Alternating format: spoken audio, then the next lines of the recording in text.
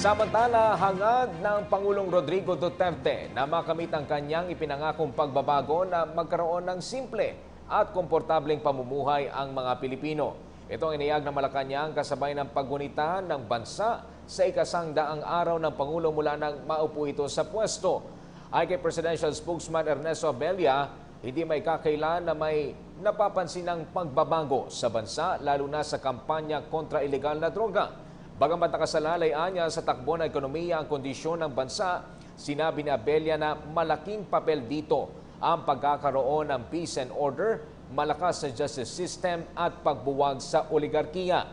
Kasabay nito, hinimok ng palasyo ang publiko na panoorin ang isang oras na dokumentaryo ng pagbabago na inihanda para sa nasabing okasyon. Hi, ako po si Aljo Bendijo. Subscribe na sa PTV YouTube channel. I-click lang ang subscribe button.